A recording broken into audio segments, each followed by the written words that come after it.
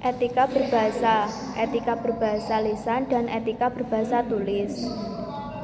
Kata etika berasal dari kata Yunani yaitu ethos yang berarti norma-norma, nilai-nilai, kaidah-kaidah, dan ukuran-ukuran bagi tingkah laku manusia. 1. WJS Poerwadar-Minta. Etika adalah ilmu tentang tingkah laku atau perbuatan manusia yang dilihat dari sisi baik dan buruknya yang dapat ditentukan oleh akal manusia. 2. OP Simorangkir. Etika atau etik sebagai pandangan manusia dalam berperilaku menurut ukuran dan nilai yang baik. 3. Sidi Gajalba. Dalam sistematik filsafat, etika adalah teori tentang tingkah laku perbuatan manusia dipandang dari segi baik atau buruk, sejauh yang dapat ditentukan oleh akal. 4. Burhanuddin Salam. Etika adalah cabang filsafat yang berbicara mengenai nilai dan norma moral yang menentukan perilaku manusia dalam hidupnya. 1. Etika umum. Etika umum dapat dianalogikakan dengan ilmu pengetahuan yang membahas mengenai pengertian umum dan teori-teori. 2. Etika khusus. Etika khusus atau disebut juga sebagai etika terapan karena sifatnya yang praktis, merupakan penerapan prinsip-prinsip moral dasar dalam bidang kehidupan yang khusus. Etika khusus dibagi menjadi dua bagian. 1. Etika individual, menyangkut kewajiban dan sikap manusia terhadap dirinya sendiri. 2. Etika sosial, yaitu berbicara mengenai kewajiban, sikap, dan pola perilaku manusia sebagai anggota umat manusia. Etika komunikasi tidak hanya berkaitan dengan tutur kata yang baik, melainkan juga harus berangkat dari nilai tulus diekspresikan dari ketenangan, kesabaran, dan empati individu dalam berkomunikasi.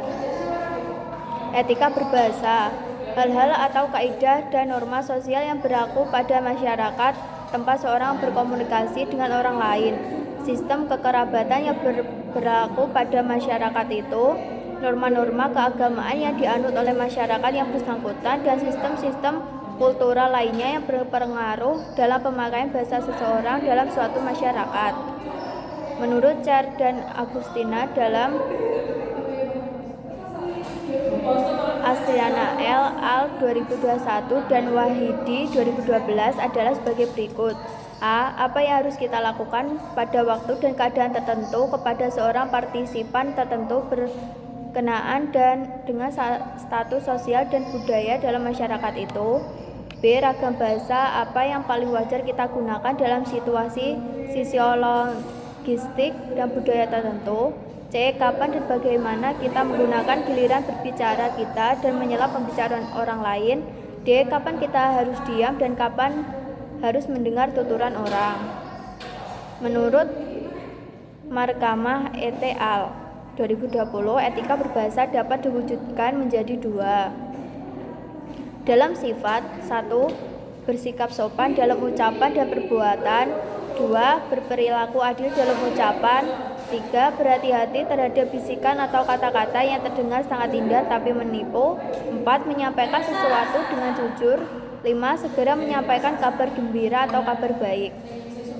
Dalam berbahasa dan bertutur, 1. Mengucapkan kata-kata yang baik. 2. Mengucapkan perkataan yang benar dan tepat. 3. Mengatakan perkataan yang berbekas atau terkesan. 4. Mengatakan sesuatu yang benar. 5. Berkata dengan kalimat yang baik. Dalam bentuk sikap berbahasa, 1. Larangan mencampur adukan yang hak dan yang batil. 2. Larangan menyembunyikan kebenaran. 3. Larangan mengajukan pertanyaan yang tidak pada tempatnya. 4. Larang memutarbalikkan hukum Allah. 5. Larang melanggar janji. Dalam bentuk aturan, 1. Larangan berkata dengan suara kasar. 2. Larangan mengolok-olok atau mengejek orang lain. 3. Larangan memanggil dengan panggilan jelek. 4. Larangan menggertak terhadap peminta-minta. 5. Larangan mendengar berita bohong. Kesantunan. Kesantunan adalah aturan perilaku yang ditetapkan dan disepakati bersama oleh suatu masyarakat tertentu sehingga kesantunan sekaligus menjadi prasyarat yang disepakati oleh perilaku sosial. Kesantunan bisa disebut dengan tata krama. Kesantunan yang mengandung nilai sopan santun atau etika dalam pergaulan sehari-hari. 2. Kesantunan sangat kontekstual, yaitu berlaku dalam masyarakat, tempat atau situasi tertentu, tetapi belum tentu berlaku bagi masyarakat, tempat atau situasi lain. 3. Kesantunan tercermin dalam cara berpakaian atau berbusana, cara berbuat atau bertindak, dan cara bertutur atau berbahasa. Penerapan etika berbahasa. Etika berbahasa lisan saat presentasi. Presentasi dilakukan di depan forum terkait dengan aturan-aturan termasuk dalam kegiatan berbicara yang biasa diberlakukan aturan, rambu-rambu, dan etika kesantunan. Menurut Shire 2010, lebih santun apabila 1. Menggunakan kata tolong untuk meminta bantuan. Yang kedua, menggunakan kata maaf ketika menyinggung orang lain. Yang ketiga, menggunakan kata terima kasih sebagai bentuk penghormatan. Yang keempat, menggunakan kata berkenan untuk meminta kesediaan. Yang kelima, menggunakan beliau untuk menyebut orang ketiga. 8 etika yang perlu diperhatikan dalam presentasi, yaitu yang pertama, jujur dalam berbicara. Yang kedua, melihat wajah atau mata lawan bicara. Yang ketiga, berbicara yang baik atau diam.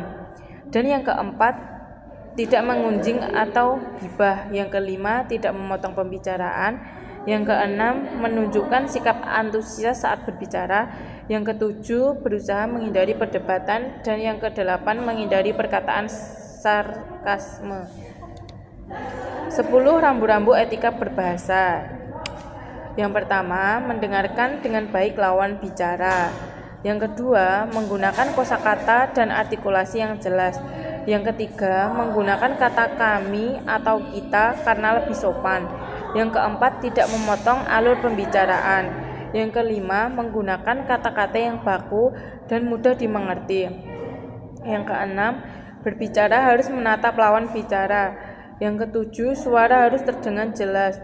Yang kedelapan, menggunakan tata bahasa yang baik dan benar. Yang kesembilan, jangan menggunakan nada suara yang terlalu tinggi. Dan yang kesepuluh, pilih tema pembicaraan yang mudah dimengerti. Penerapan etika berbahasa. Etika berbahasa tulis saat menulis teks akademik. Teks akademik memiliki ciri khusus yang membedakan dengan teks lainnya. Ciri-ciri tersebut antara lain: 1. Strukturnya sederhana. 2. Padat informasi. 3. Banyak menggunakan kata-kata fleksibel. 4. Banyak menggunakan nominalisasi. 5. Banyak menggunakan metafora gramatika. Penerapan etika berbahasa. Etika berbahasa tulis saat menulis teks akademik. Prinsip-prinsip kesantunan berbahasa. Kesantunan berbahasa dapat diukur menggunakan skala beberapa teori kesantunan berbahasa yang terkenal antara lain. 1. Teori Lex 1983 yang mengemukakan 5 skala pengukuran kesantunan, yaitu 1. Skala kerugian dan keuntungan. 2. Skala pilihan. 3. Skala ketidaklangsungan. 4. Skala keotoritasan. 5. Skala jarak sosial. 2. Teori Brown dan Levinson yang mengemukakan 3 skala, yaitu skala peringkat jarak sosial, skala peringkat status sosial, skala peringkat tindak tutur. 3. Teori Robin Lakoff yang mengemukakan 3 skala, yaitu skala formalitas, skala ketidaktegasan, skala kesekawanan, dan kesamaan. Materi. Pentingnya kesantunan berbahasa. Kesantunan berbahasa sangat penting dalam komunikasi, baik secara lisan maupun tulisan. Kesantunan berbahasa dapat membantu membangun hubungan yang baik dengan orang lain dan menghindari kesalahpahaman. Kesantunan berbahasa. Kesantunan berbahasa adalah hal memperlihatkan kesadaran akan martabat orang lain dalam berbahasa, baik saat menggunakan bahasa lisan maupun bahasa tulisan. Etika kesantunan berbahasa adalah pengungkapan pikiran dan perasaan dengan halus, baik dan sopan dalam interaksi komunikasi, senantiasa berusaha bertutur kata santun, dan mencerminkan budi halus dan pekerti luhur seseorang, menghargai orang lain dan tidak menyakiti perasaan kepada orang lain. Penggunaan bahasa tidak hanya sebatas memperhatikan ragam yang baik dan benar, akan tetapi juga memenuhi ketepatan penyampaian makna dan maksud tujuan yang ingin disampaikan kepada mitra tutur secara santun. Menurut Kamus Besar Bahasa Indonesia, santun merujuk pada definisi A. Halus dan baik. Budi bahasanya, tingkah lakunya, sabar, tenang, dan sopan. B. Penuh rasa belas kasih, suka menolong. Dengan kata lain etika, moral dalam kesantunan berbahasa adalah pengungkapan akal pikiran yang senantiasa selalu memperhatikan nilai-nilai yang baik dan buruk berbahasa, yang memperhatikan nilai-nilai norma, aturan yang berlaku, dan kepercayaan yang dianut oleh masyarakat sehingga tercipta hubungan yang harmonis antar sesama manusia. Logika adalah ilmu tentang bagaimana untuk mengevaluasi argumen dan penalaran. Berpikir kritis adalah sebuah proses evaluasi yang menggunakan logika untuk memisahkan kebenaran dari kesalahan, wajar dari keyakinan tidak masuk akal. Terima kasih.